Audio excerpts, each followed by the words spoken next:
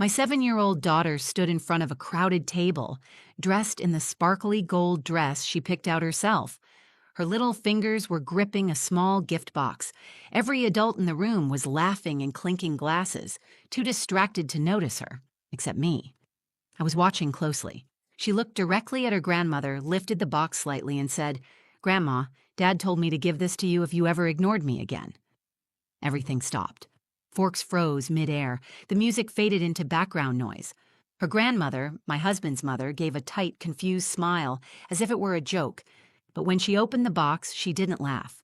She screamed.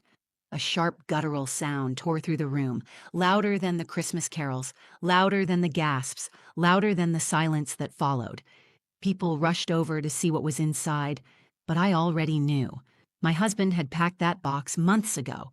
He told me it was for the day his mother went too far. That day was today. Let me tell you how we got here. How my daughter became invisible in a room full of gifts, and how that small box shattered every fake smile that had held this family together for years. When I married Travis, I thought I was marrying into a big loving family. They were loud, close-knit, always organizing cookouts, game nights, and holiday parties. His mother, Lorraine, was the center of it all. She had a voice that could quiet a room and an opinion about everything. I thought that was just how strong women ran families. I respected her. I really wanted her to like me. At first, she acted like she did. She smiled during dinners, complimented my cooking, hugged me goodbye. But it didn't take long before I noticed the shift. She would forget to include me in family group texts. She would comment on how different I was from the women in their family, how I didn't grow up with the same values. It was always subtle, just enough to make me question whether it was in my head. Then Zaya came along. Zaya is my daughter from my first marriage. She was 2 when Travis came into our lives. He didn't hesitate. He stepped in with patience, love, and every bit of the care a father should give. When we got married, he adopted her legally. We never used the word step in our house. She was his daughter in every way that mattered, and he was her dad. But Lorraine never accepted that. At first, she pretended. She'd send Zaya a birthday card or bring her a little something on holidays, but the difference was always there. Zaya didn't get invited to cousin sleepovers. She wasn't included in matching Christmas pajamas. She would sit quietly during family events while the other grandkids were doted on. Lorraine would call Maddie her little princess, buy Jonah his favorite sports gear, and then hand Zaya a plastic toy or a book she clearly never looked at. Zaya noticed. Kids always do. I tried to explain it away. I told Zaya that Grandma was just forgetful, that she loved her in her own way. But every year, it got harder to justify. At Thanksgiving, Lorraine gave each grandchild a personalized plate with their name painted in gold. Zaya's seat was set with one of the extras from the back of the cabinet. That night, Zaya whispered to me, "Maybe she thinks I'm just visiting." I didn't know what to say. Travis heard it too. He didn't speak up, but I saw his jaw clench. That was the first time I thought maybe he was starting to see it too. Still, we kept showing up. I told myself it was for the bigger picture, for family unity, for tradition, for Zaya to grow up with cousins and holiday memories. I told myself love didn't need to be proven with gifts or matching pajamas. But deep down, I was lying to myself. I was staying quiet because I didn't want to be seen as the problem. I didn't want to make Travis choose between his mother and me. And every time I swallowed my hurt, I convinced myself I was doing the right thing for Zaya, that being the bigger person would teach her something important. But I didn't realize it was teaching her that being treated as less was something we had to accept. Travis and I argued about it more than once. I would bring it up in quiet, exhausted voices after Zaya had gone to bed. He would say he noticed, but didn't know how to handle it. He didn't want to hurt his mom. I asked him, "What about Zaya?" He would nod, promise to talk to her eventually, then go silent again. By the time this particular Christmas rolled around, I was emotionally worn thin. I had packed matching outfits for the kids. I brought extra cookies to share. I wrapped thoughtful gifts for everyone in the family. I told myself this year might be different. But something inside me had changed too. I was no longer hoping for approval. I was watching, waiting, preparing for the moment when being quiet would no longer be the kind thing to do. And that moment came faster than I expected. It was the way Lorraine smiled as she handed Maddie a brand new iPad, how she kissed Jonah's cheek before handing him a thick envelope of cash.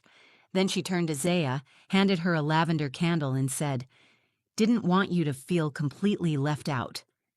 That was when I looked at Travis. He didn't speak, he didn't blink, but something in his face shifted, and that's when I knew he hadn't forgotten what he told Zaya months ago. He hadn't forgotten the box, neither had she. Lorraine's house was always perfect during the holidays. She had a huge artificial tree that reached the ceiling, trimmed with gold ornaments and twinkling lights. Every branch looked like it came out of a catalog. The fireplace was lit, the table was set with fine china, and there were so many wrapped gifts under the tree, you could barely see the base. It should have felt magical.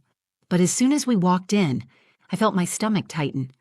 Zaya walked in ahead of me, her curls bouncing with each step, wearing the gold dress she picked out herself.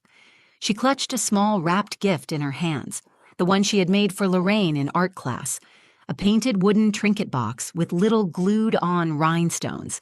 She had written Grandma in crooked glitter letters across the lid. She was so proud of it. Lorraine barely looked at her when we said hello. She hugged Maddie and Jonah right away, laughing loudly and saying how big they were getting. She handed Maddie a velvet pouch and winked. "Don't open it yet," she said, smiling. Then she turned to Zaya and said, "Hi, sweetie, you look festive." She glanced down at the gift in Zaya's hand, took it without really looking, and set it on a side table like it was a napkin someone handed her by mistake. Zaya didn't say anything. She looked at me for a moment, then took a seat on the couch next to Maddie. The kids chatted and played while the adults made small talk. I sat at the edge of it all, watching my daughter shrink slowly into the background of her own family. After dinner, it was time for gifts. Lorraine always made a production out of it. She sat in her armchair and handed them out one by one, calling each child up like they were royalty. Jonah was first. He opened an envelope stuffed with cash. Everyone clapped. Maddie went next. She opened a new iPad and a matching bracelet set made of real silver and crystals. She hugged Lorraine so hard the iPad nearly slipped from her hands. Then Lorraine called Zaya's name. There was a long pause before she held up a small gift bag and said, "This is for you, sweetheart. I didn't want you to feel completely left out." Zaya stood up quietly, walked over, and took the bag. Inside was a lavender-scented candle in a plain glass jar. There was a tag attached that read, "To Travis's girl." That was it. No envelope, no toy, no sparkle, just a candle and a tag that felt like a knife. I looked at Travis. He was staring at the floor, his fingers laced tightly together, jaw tight. He didn't say a word. Zaya sat down next to me, resting the candle in her lap. She didn't cry, she didn't frown, but I could see her pulling inward, slowly closing off, the kind of quiet that stays with a child long after the day ends. Lorraine moved on as if nothing had happened. She handed out more gifts. Everyone laughed, ate dessert, toasted with champagne, but I wasn't really hearing any of it. I couldn't take my eyes off Zaya. She stayed polite, thanked Lorraine with a soft, "Thank you," when asked, and pretended to be interested in the bracelet Maddie was showing off. Later in the kitchen, I confronted Travis. "You need to say something," I whispered. "She called your daughter Travis's girl, like she's a guest here." He didn't answer right away. Then he said, "I told Zaya to give her the box if this ever happened again. I told her she could decide when it was time." I stared at him. "You're serious?" He nodded. "She remembers." Back in the car on the way home, Zaya sat quietly in the back seat holding her candle. Her voice was small when she asked, "Is Grandma mad at me?" I turned around and reached for her hand, but Travis spoke first. "No, sweetheart," he said. "Grandma just forgot something important. But I think she's about to remember." Zaya looked down at the box in her lap, the one Travis had given her months ago, wrapped in simple red paper. She nodded once and said, "Then I want to give it to her tomorrow." That's when I knew. This wasn't just another ignored moment we were going to brush off. This wasn't going to be one more lesson in patience or polite silence. Something was shifting. My daughter wasn't going to stay invisible. Not anymore. When we got home that night, I helped Zaya out of the car while Travis grabbed the leftover cookies from the back seat. She clutched the candle in one hand and the small box in the other, both wrapped like fragile memories. I could tell she was holding in more than just the weight of her things. She was quiet, but her face held something calm and steady, like she'd already made up her mind. I asked if she wanted to take a bath or watch a movie before bed. She said no, she just wanted to get ready for tomorrow. I paused. What's tomorrow? She looked at me like I should know. Brunch at Grandma's. I'm giving her the box.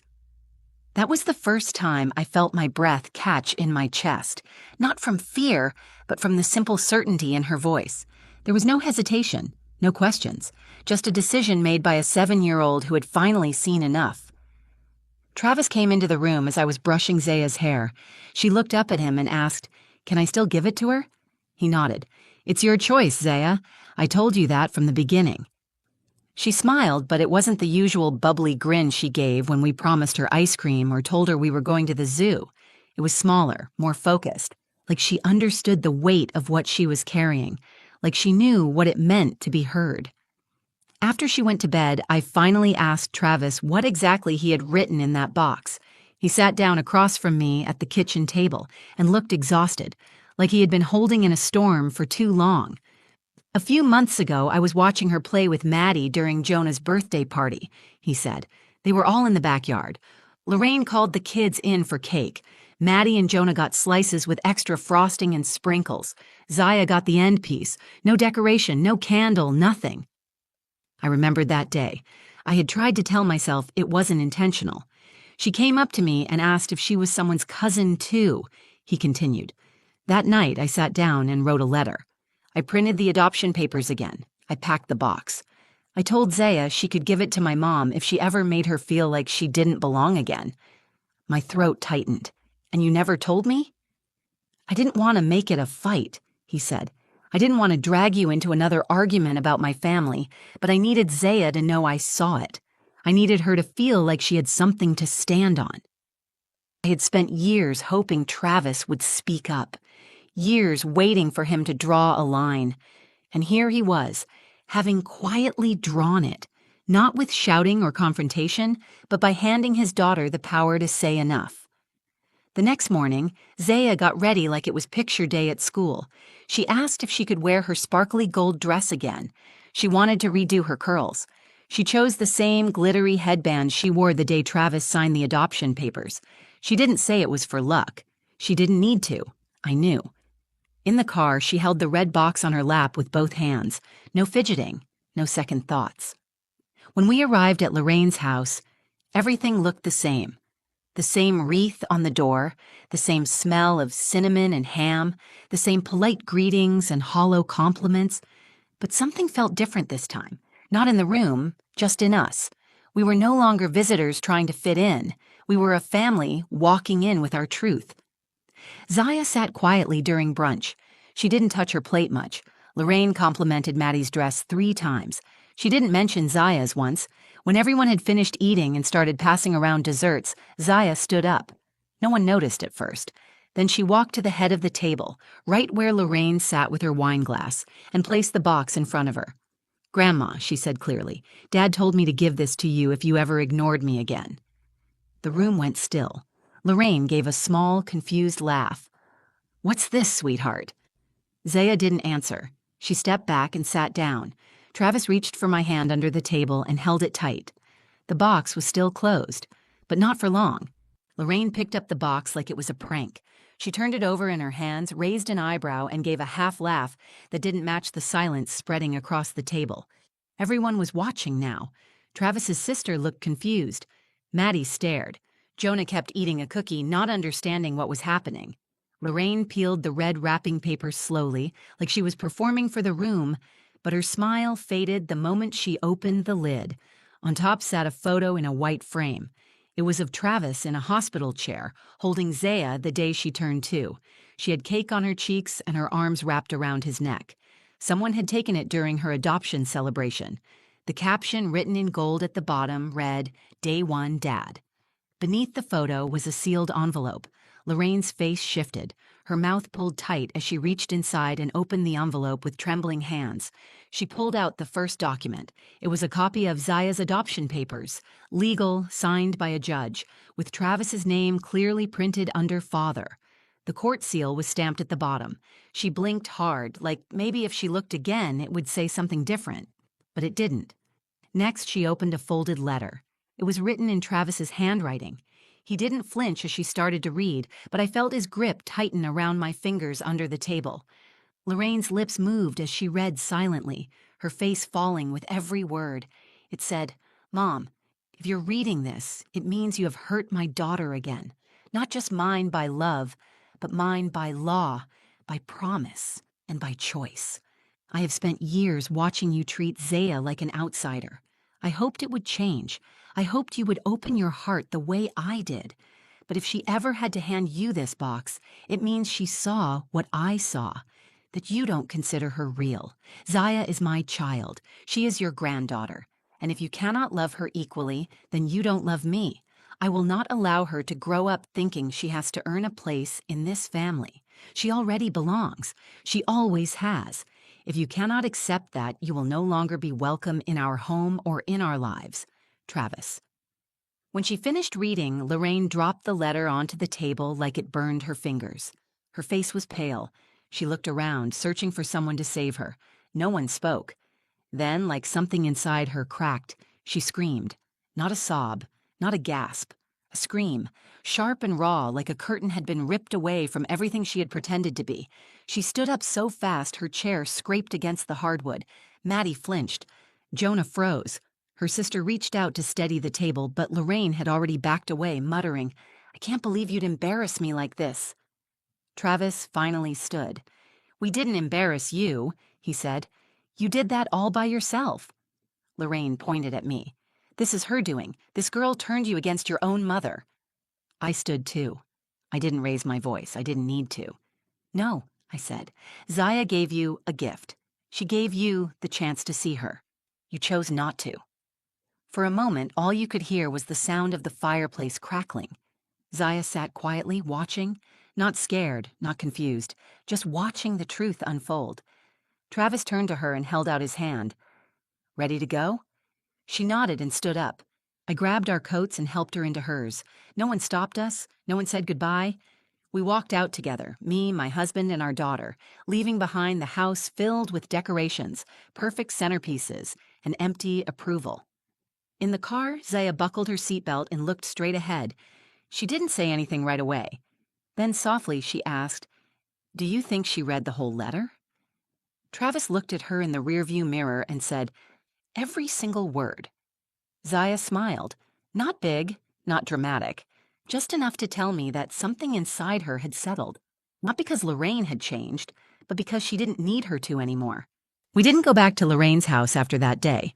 No more birthday parties, no more forced holidays, no more pretending. There were no angry follow-up texts or emotional phone calls, just silence. She didn't reach out, and we didn't chase her. For once, there was peace. At first, I thought Zaya might ask about her. I expected questions, maybe some sadness. But what I saw instead was a quiet freedom. She stopped watching the door during family events. She stopped asking why she didn't get the same presents or why her name was left off the group crafts. She stopped measuring her worth by someone else's treatment. Something had shifted. One afternoon, a week after Christmas, a small padded envelope arrived in the mail. It was addressed to Zaya. Inside was a bracelet, silver, with a tiny heart charm, and a handwritten note from Maddie. It said, "I'm sorry Grandma was mean. You're my cousin forever. I picked this with my allowance." Zaya read the note twice, then slid the bracelet on her wrist. She didn't ask if she could wear it every day. She just did.